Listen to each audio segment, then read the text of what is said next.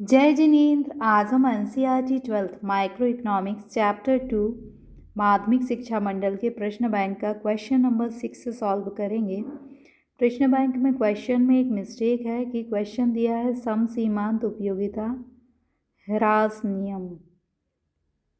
तो ऐसा ये जो है इसमें दो नियम का कॉम्बिनेशन है। एक तो है सम सीमांत उपयोगिता नियम, अलग से आ सकता है आपको क्वेश्चन में, या फिर क्वेश्चन आएगा कि सीमांत उपयोगिता ह्रास नियम। तो दोनों नियम एक में तो कंबाइंड हो नहीं सकते, इसलिए आपको दो क्वेश्चन मिलेंगे, एक सम सीमांत उपयोगिता नियम का और दूसरा सम सीमांत उपयोगिता ह्रास नियम का। तो जो भी क्वेश्चन आए उसके अकॉर्डिंग आप आंसर लिख सकते हैं। सम सीमांत उपयोगिता नियम को हम एग्जाम्पल से देखते हैं। मान लीजिए कि आपके पास कुछ पैसे हैं और आप उनसे फुल्की खाना चाहते हैं और समोसा भी खाना चाहते हैं। अब आप कंफ्यूज हैं कि आप कितनी फुल्की खाएं और कितने समोसे खाएं, जिससे कि दोनों वस्तुओं से प्राप्त होने वाली जो सीमांत उपयोगिता है वो आपकी क्या हो जाए, बराबर हो जाए। और आप इसके लिए कीमत को भी कंपेयर करेंगे कि कीमत वस्तु का सीमांत उपयोगिता, एक्स वस्तु की सीमांत उपयोगिता और कीमत अनुपात और वाई वस्तु की सीमांत उपयोगिता और कीमत अनुपात दोनों बराबर हो जाएं। तो ये अगर दोनों बराबर होंगे तो आप सम सीमांत उपयोगिता नियम के अनुसार उपभोक्ता जो है वो संतुलन की स्थिति में होगा। लिखेंगे कैसे, इसे हम बाद में देखते हैं, पहले एग्जाम्पल देखते हैं। मान लीजिए कि आप एक्स और वाई दो वस्तुओं का उपभोग करना चाहते हैं और आपके पास 4 रुपये हैं। यदि आप फुल्की पर एक्स वस्तु यानी फुल्की पर पैसे व्यय करते हैं तो पहली फुल्की से आपको 20, दूसरी से 18, तीसरी से 16 और चौथी से 14 उपयोगिता मिलेगी, क्योंकि फुल्की आप जैसे जैसे खाएंगे वैसे वैसे उपयोगिता कम होगी। ऐसे यदि आप पूरे पैसे वाई वस्तु यानी समोसे पर व्यय करते हैं तो आपको पहले समोसे से 16, दूसरे से 14, तीसरे से 12 और चौथे से 10 उपयोगिता मिलेगी, क्योंकि जैसे जैसे आप समोसे खाते जाएंगे उपयोगिता घटती जाएगी।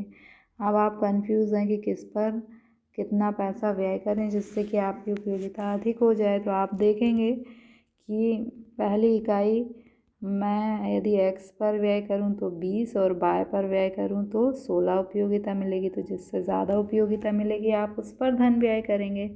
तो पहली इकाई आपने किस पर व्यय की, x पर। अब दूसरी इकाई व्यय करना है तो आपको दिख रहा है कि x में तो उपयोगिता 18 है और y में अधिकतम उपयोगिता कितनी है, 16।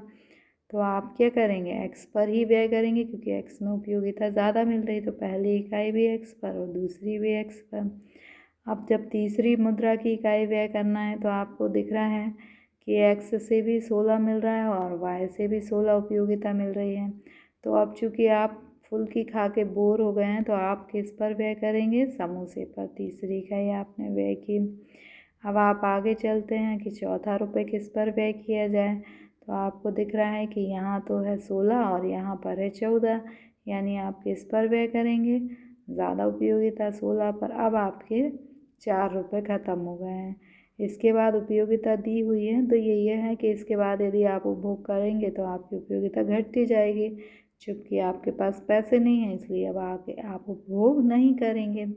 यानी इसमें हमने तालिका में क्या देखा कि हमने 1, 2, 3 रुपये तो किस पर व्यय किए, एक्स वस्तु पर व्यय किए और 1 रुपये वाई वस्तु पर व्यय किया। तो हमारी उपयोगिता क्या हो गई, अधिकतम हो गई। यही लिखा हुआ है कि यदि उपभोक्ता 4 रुपये में से 3 रुपये एक्स पर और 1 रुपये वाई पर व्यय करेगा तो संतुष्टि अधिकतम होगी, क्योंकि ऐसी स्थिति में क्या है कि मुद्रा की अंतिम इकाई से प्राप्त होने वाली उपयोगिता दोनों वस्तुओं की मुद्रा की अंतिम इकाई से प्राप्त होने वाली उपयोगिता क्या है, बराबर है। जब दोनों वस्तुओं पर व्यय की गई मुद्रा की अंतिम इकाई से प्राप्त होने वाली उपयोगिता बराबर हो जाती है तो उपभोक्ता संतुलन की स्थिति में होता, अधिकतम संतुष्टि की प्राप्ति होती है। चित्र में भी दिखाया गया है, आप बहुत इजी भी चित्र बना सकते हैं। चित्र में दिखाया गया है ये एक्स वस्तु की सीमांत उपयोगिता है जो घटती जा रही है, ये वाय वस्तु की सीमांत उपयोगिता है जो निरंतर उपभोग से घटती जा रही है। अब एक्स वस्तु की सीमांत उपयोगिता ई और वाय वस्तु की सीमांत उपयोगिता E1 पॉइंट पर दोनों कैसी हैं, बराबर हैं, और यही क्या है, संतुलन का बिंदु, और यहाँ उपभोक्ता को संतुष्टि अधिकतम प्राप्त होगी। चित्र आप सरल भी बना सकते हैं, जैसे ये OX है और ये OY है। ये आपकी MU है यानी मार्जिनल यूटिलिटी दी हुई है, और यहाँ पर आपको क्या दिया हुआ है, क्वांटिटी दी होगी OX अक्ष पर।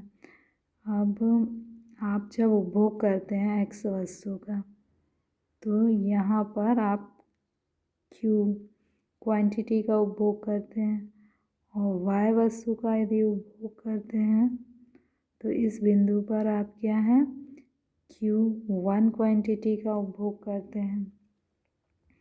तो ये आपका E1 बिंदु है और ये आपका E बिंदु है। यहाँ क्या है, दोनों वस्तुओं की सीमांत उपयोगिता बराबर है, तो यहाँ पर क्या होगा, उपभोक्ता संतुलन की स्थिति में होगा। आप इतना भी बनाएंगे तो चलेगा, और आप चाहें तो इसको थोड़ा सा और बड़ा कर दें कि आप इसमें फार्मूला, ये वाला फार्मूला भी लिख सकते हैं, या इतना बनाएंगे तो भी आपका चित्र कंप्लीट होगा।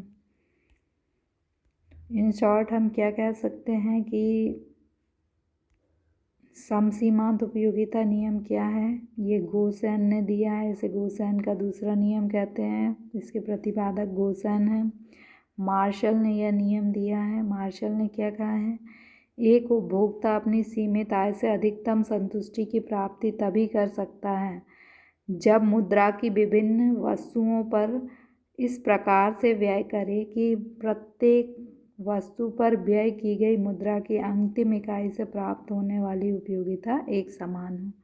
हमने देखा था ना कि हमने फुल्की और समोसे पर व्यय किया था, तो जब चौथी इकाई हमने व्यय की थी तो दोनों से प्राप्त होने वाली सीमांत उपयोगिता क्या थी, बराबर हो गई थी, तो वहाँ उपभोक्ता संतुलन की स्थिति में था। अब इसी को आपको तालिका और रेखा चित्र की सहायता से बताया गया है।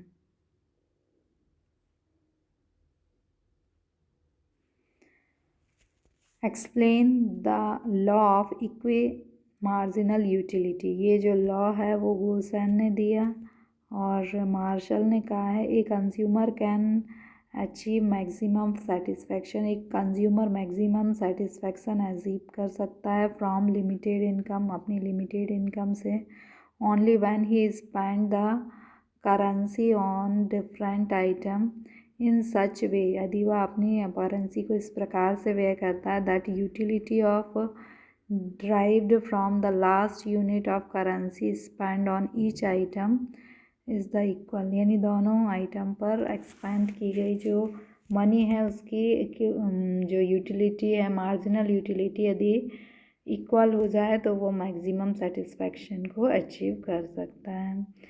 इसको आपको तालिका से दिया गया है कि यदि कंज्यूमर एक्स वस्तु पर अपनी इनकम को स्पेंड करता है तो फर्स्ट यूनिट जो मनी की है उससे 20, सेकेंड से 80, 30, 16 एंड 14, यानी हर अगली इकाई से प्राप्त होने वाली MU क्या है, घटती जाएगी। इसी प्रकार यदि वह वाई पर व्यय करता है तो वाई पर पहली इकाई के व्यय से 16, 14, 12 और 10, यानी हर एक अगली इकाई से प्राप्त होने वाली सीमांत उपयोगिता क्या है, घटती जा रही है। अब आपको व्यय करना है 4 रुपये, तो आप फर्स्ट इस पर व्यय करेंगे क्योंकि सबसे अधिक उपयोगिता है, सेकेंड यूनिट भी आप इस पर व्यय करेंगे क्योंकि वाई की उपयोगिता तो 16 है, थर्ड यूनिट आप वाई पर व्यय करेंगे क्योंकि एक्स और वाई में उपयोगिता तो बराबर है, लेकिन आप चूँकि एक्स का उपयोग करते आ रहे हैं तो आप थोड़ा सा रुचि कम होगी,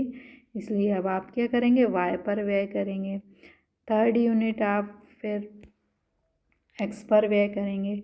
अब यहाँ दोनों आपके जो मनी की मार्जिनल यूटिलिटी है बराबर है, तो यहीं क्या होगा, इक्विलिब्रियम होगा और कंज्यूमर को मैक्सिमम सेटिस्फैक्शन अचीव होगा। In this way you spend 3 rupees on X good and 1 rupee on Y good. So you get a maximum satisfaction.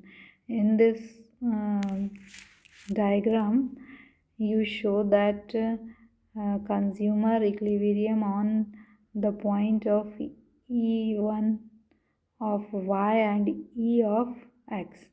Here, this is the point where X and Y commodity, maximum utility of X and Y commodity are equal.